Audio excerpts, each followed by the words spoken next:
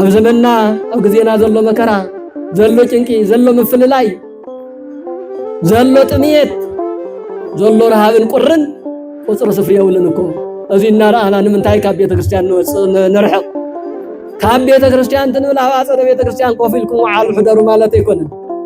ካብ ሓቂ ህይወት ማለት እዩ ካብ ቅድስና ህይወት ማለት እዩ ካብተን ሓሙሽተ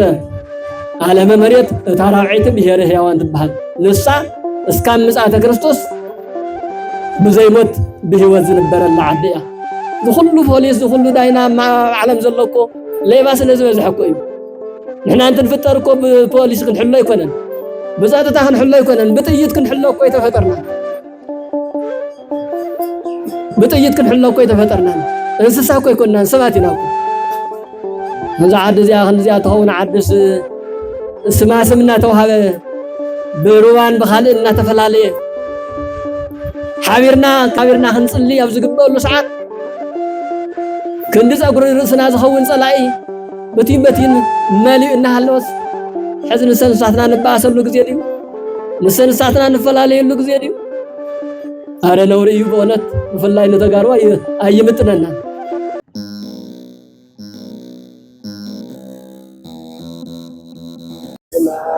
ወወልድ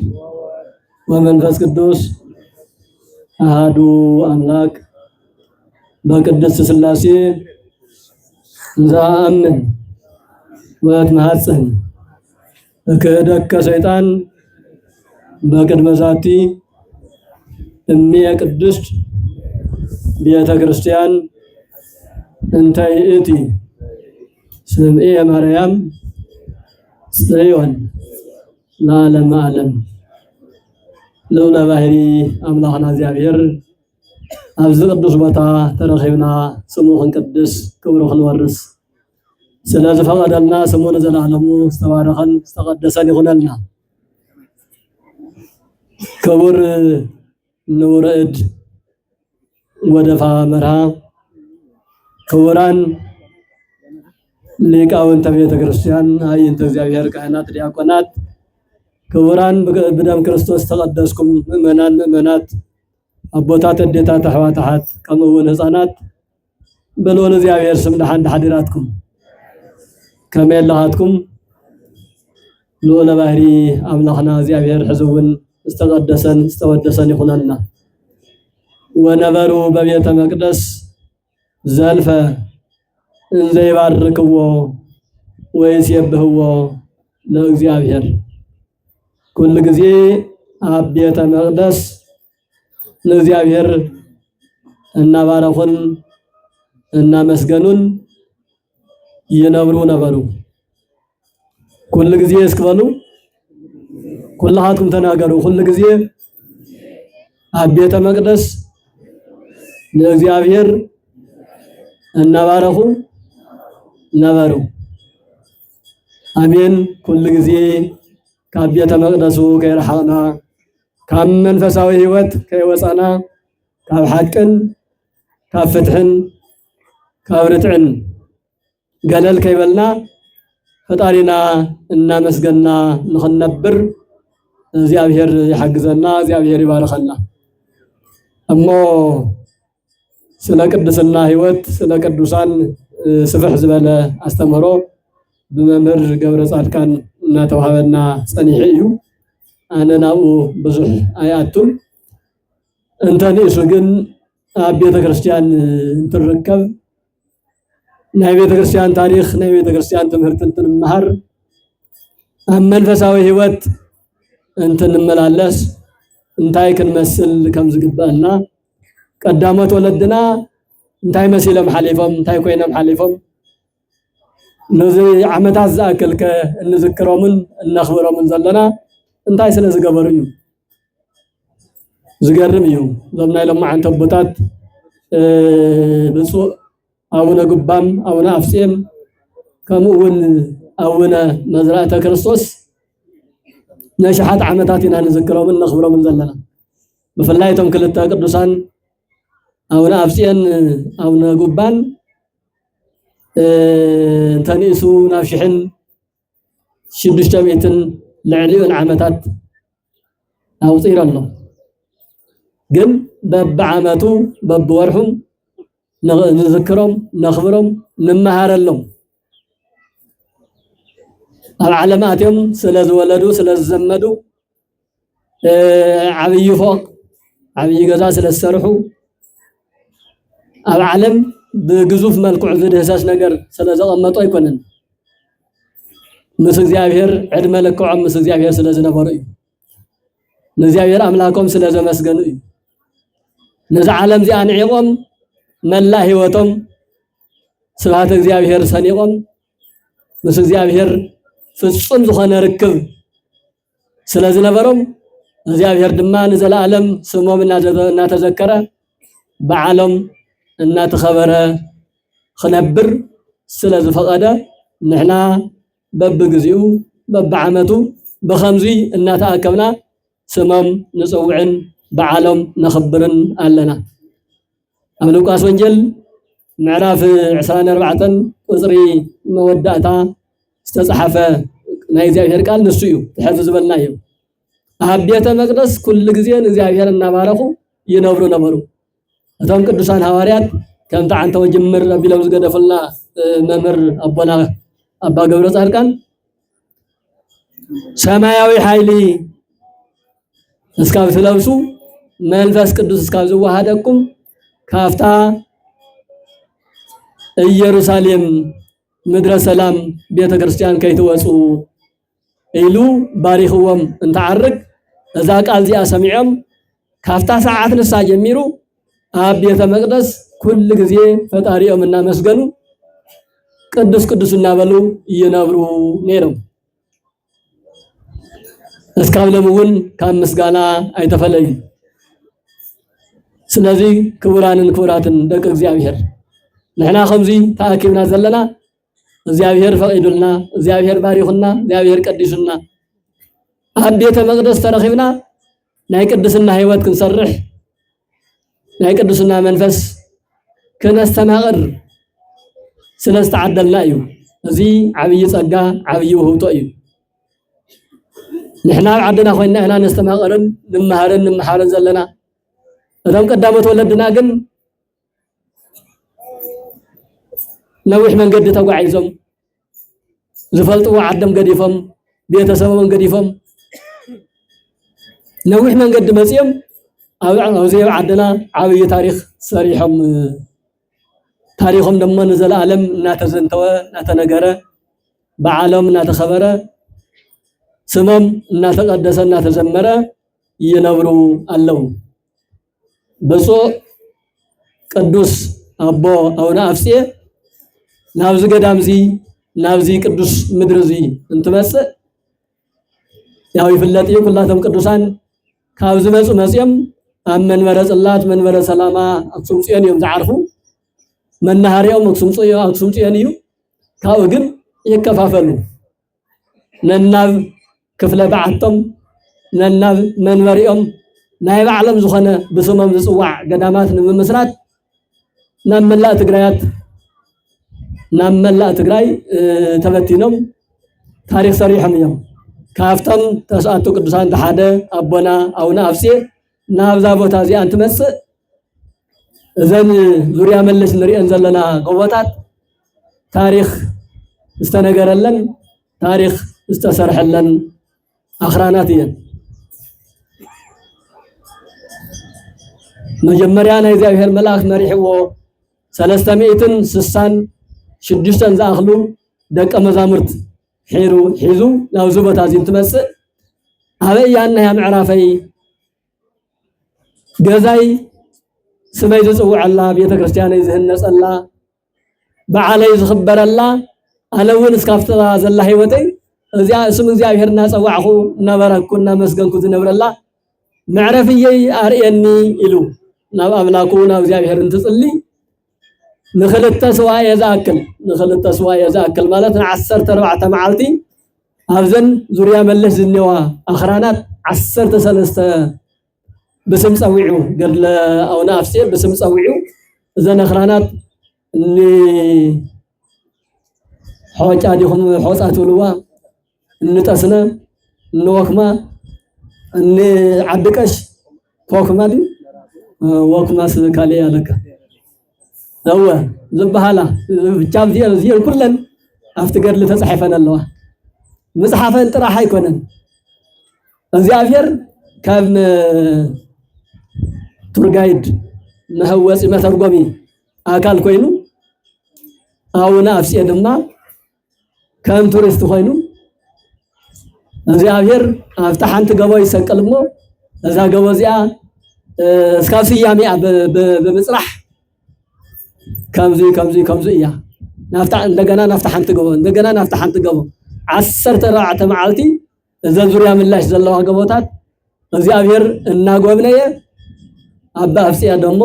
እናሐወጸ ፍላይ ፍተነኽራናት ኮይነን ዝተነገራ ቃላት ዝገርማ ቃላት ዛቲ ምድር ክብርት ወልዕልት ብርህት ወጽዱት እዛ ምድር እዚኣ ክብርትን ልዕልትን ብርህትን ጽዕዶትን እያ ጻዕዳን እያ አፍታ ኻለይቲ ጎበን ትኸውን ደሞ ዛቲ ምድር ሙራደ ቃል ምዕራገ ጸሎት ሙራደ በረከት ወምህረት ዘክልልት ግርማ ዘክልልት ስማ ብጣዕሚ بجرم منفس قدوس بجرم ملكوت ዝተኸበበት በአኽናፍ መላእክት ዝተሓፀረት ሙራደ ቃል ሰማያዊ ቃል ዝወርደላ ሙራደ በረከት ሙራደ ምሕረት በረከት ናይ እግዚአብሔር ምሕረትን በረከትን ዝወርደላ ዝተፈለየት ምድረ ቅዱሳን እያ ዛቦታ እዚኣ ይብሎ ትኽክል እዩ ሕዝቡ እንተኾነ ሓጋይ ምስክረምቲ ከምቲ አንተ ወሊቃውንቲ ገነቲ እቲ ነቃ ገነት አዘተማ የህይወት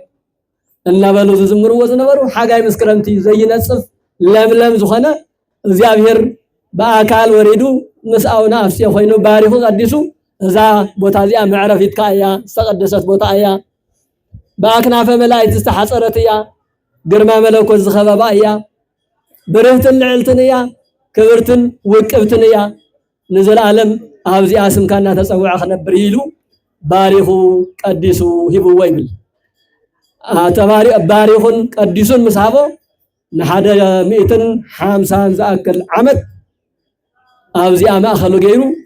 እና ተዘዋወረና ተንቀሳቀሰ ወንጌልና መሃረና ሰበኸ አብዚ ዓለም ዒሉ አብዚ ነበረ ነይሩ ግን ማእኸል ስብከተ ወንጌሉ ማእኸል ማዕረፊኡ ግን እዚ ቅዱስ ቦታ እዚ ገይሩ ተንቀሳቀሱን ነይሩን ይቦና ድሕሪ እዞም ዓመታት እዚኣቶም ደሞ ብ5800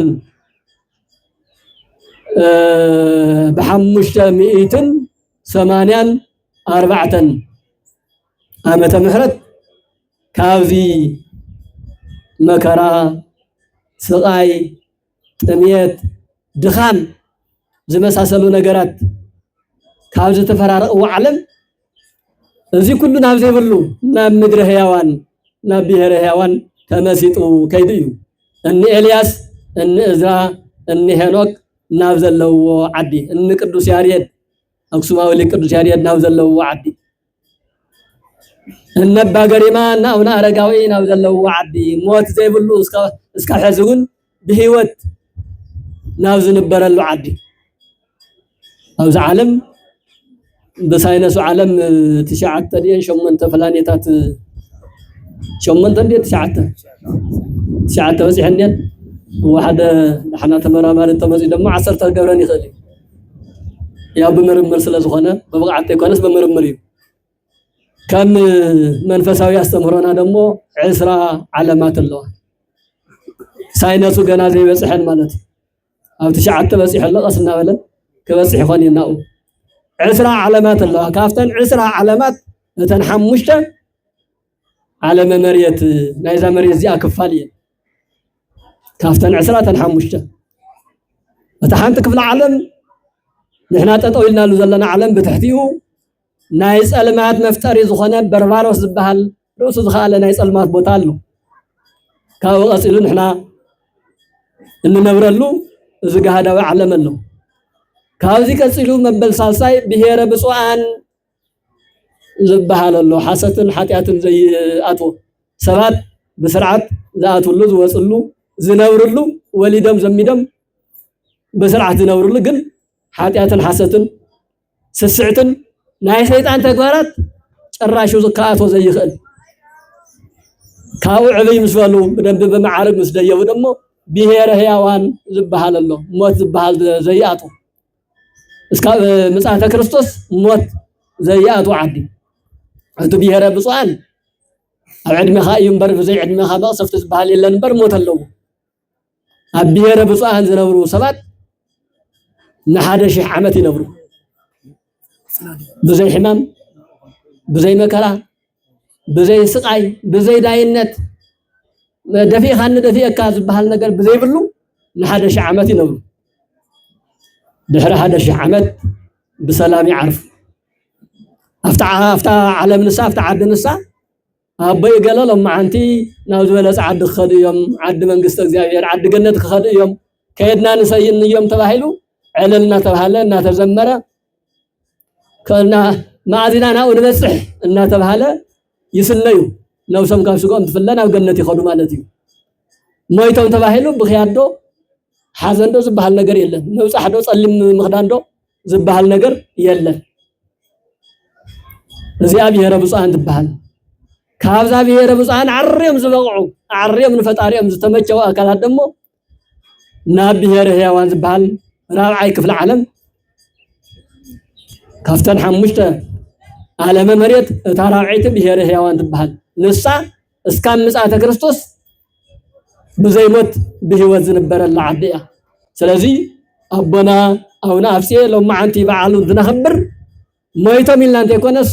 ناز بلز درجه نبي هرهيوان بهوت تمسيطوم نابني الياس نابني هينوك نابني ازرا نابني ناكوتو لاف كاو دغستات نابني قدوس ياريد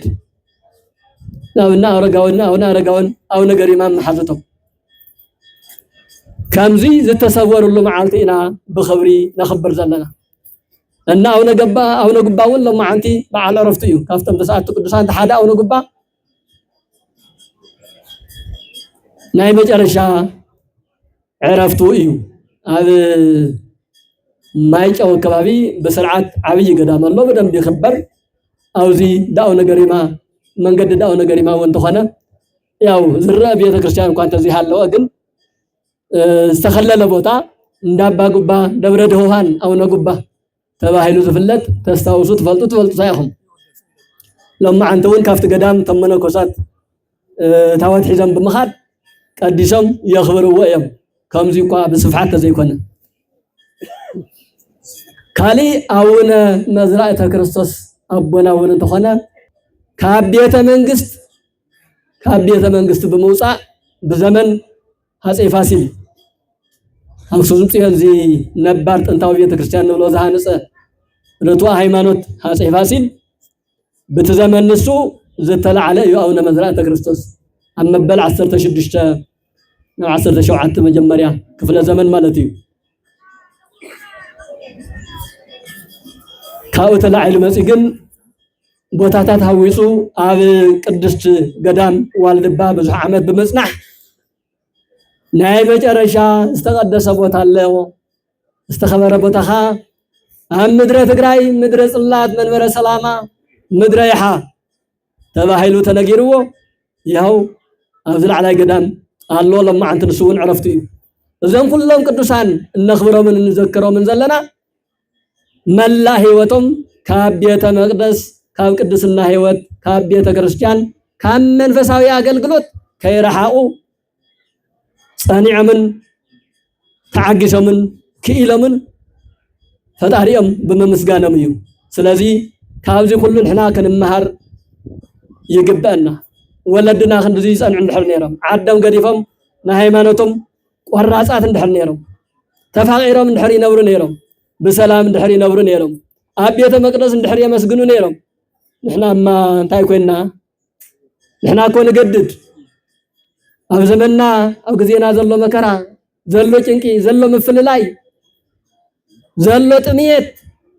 ዘሎ ረሃብን ቁርን ቁጽር ስፍር የውልን እኮ እዚና ረአና ንምንታይ ካብ ቤተ ክርስቲያን ንርሕቕ ካብ ቤተ ክርስቲያን ትንብል ኣብ አጸደ ቤተ ክርስቲያን ኮፊልኩም ወዓሉ ሕደሩ ማለት አይኮነን ካብ ሐቅ ህይወት ማለት እዩ ካብ ቅድስና ህይወት ማለት እዩ በሐቅን ክንነብር ይግበአና ክንተሐባበር ይግበአና ብዙኾነ ይሁን ፈጣሪና ከነመስግን ይግባልና ካብ ምስጋና ወፃኢ እንተ ኮይና ናብ ምምራርን ናብ ምግሩምራምን እንተ አቲና እቲ መከራ ይውስኽ እምበር ይቕንስ ወለድና አመስገንቲ በመዃኖም እዮም ታሪክ ገዲፎም እስካብ ሎሚ እናተዘከሩ ዝነብሩ ዘለው ስለዚህ ክቡራን ደቂ እግዚአብሔር በበረከት በቅድስና በሐቂ ንንበር ንተሐጋገዝ ንረዳዳ ዘይናይና አይናይናን ዘይናይና አይንለ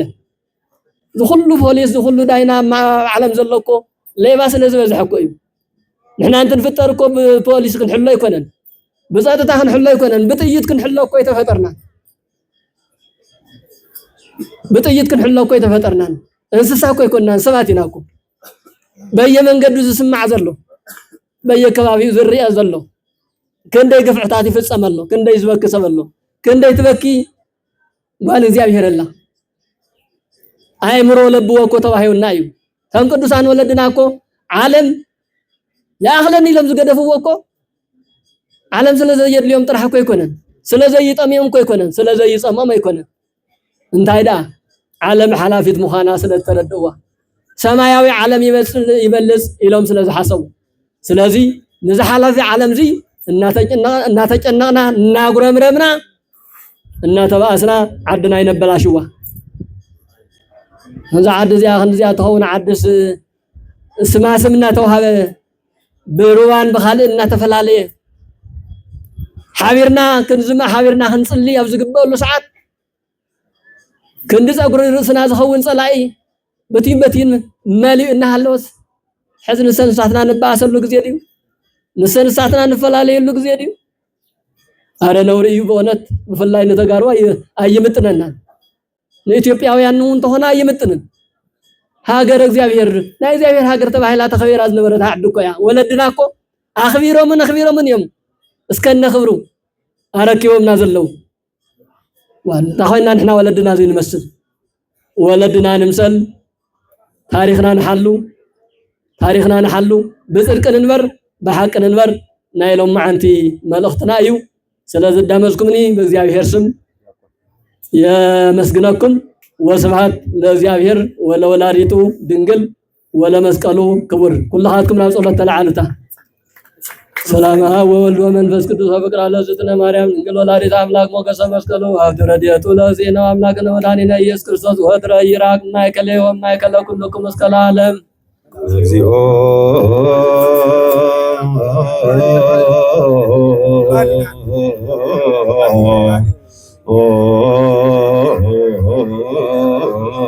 ማረነ ክርስቶስ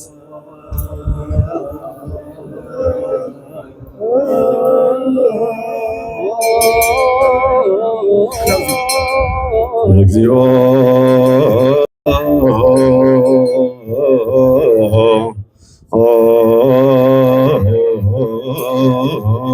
ማረነ ክርስቶስ